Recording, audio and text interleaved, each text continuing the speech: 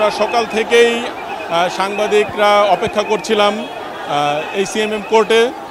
আওয়ামী লীগ সরকারের পতনের পর গতকাল সাবেক আইনমন্ত্রী আনিসুল হক এবং সাবেক প্রধানমন্ত্রী সাবেক বেসরকারি শিল্প ও বিনিয়োগ বিষয়ক উপদেষ্টা সালমান এফ রহমানকে গ্রেফতারের পর আজকে কোর্টে আদালতে তোলা হবে। এই তথ্যের ভিত্তিতে আমরা সকাল থেকে এখানে অবস্থান করছি। আমাদের পাশাপাশি আইন শৃঙ্খলা বাহিনীর সদস্যরা, বিজিবি, পুলিশ এবং সেনাবাহিনীর সদস্যরা পুরো এই এলাকাটি ঘিরে রেখেছেন। সন্ধ্যার 7:05 আগে সালমান এফ রহমান এবং সাবেক আইনমন্ত্রী আনিসুল হককে মামুনুর রশিদের কোর্টে তোলা হয়েছে এবং এই এলাকাতে 6:30 সময় প্রিজন ভ্যানে এবং কিছু মাইক্রোবাসে করে তাদেরকে আদালত চত্বরে নিয়ে আসা হয়।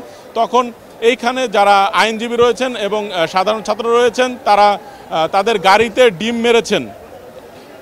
এছাড়া এখন পর্যন্ত যে রিমান্ড কিংবা অন্যান্য বিষয়ে যে শুনানির বিষয়টি এখনও আদালতে শুনানি চলছে। আদালতে শুনানি শেষ হলে আমরা আসলে পরবর্তীতে জানাতে পারবো আসলে কতদিন রিমান্ড নেওয়া হয়েছে কিংবা আইনজীবীরা কি বলছেন কিংবা সার্বিক কী অবস্থা। আপনাকে আরেকটি বিষয় জানিয়ে রাখছি যে গতকাল নিউ মার্কেট থানায় একটি মামলায় তাদেরকে গ্রেফতার করা হয়েছে এবং তাদেরকে গ্রেফতার করা হয়েছে সদরঘাট এলাকা থেকে।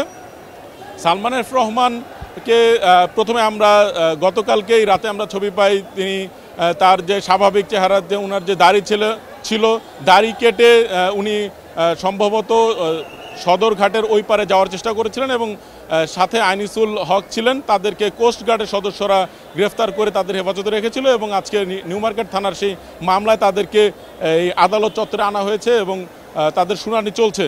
আপনাদের আরেকটি বিষয় জানিয়ে রাখছি, গত 5 আগস্ট শেখ হাসিনা সরকারের গণঅভ্যুত্থানে শেখ হাসিনা সরকারের পতনের পর এই প্রথম এই সাবেক মন্ত্রী, পূর্ণাঙ্গ মন্ত্রী এবং একজন প্রভাবশালী নেতাকে কিন্তু অ্যারেস্ট করা হয়েছে। এছাড়া আপনারা আরেকটি বিষয় জানেন যে সাবেক তথ্য প্রযুক্তি প্রতিমন্ত্রী জুনায়েদ আহমেদ পলককেও গ্রেফতার করা হয়েছে এবং সাবেক পররাষ্ট্রমন্ত্রীকেও গ্রেফতার করা হয়েছে, কিন্তু তাদেরকে এখন পর্যন্ত আদালতে তোলা হয়নি।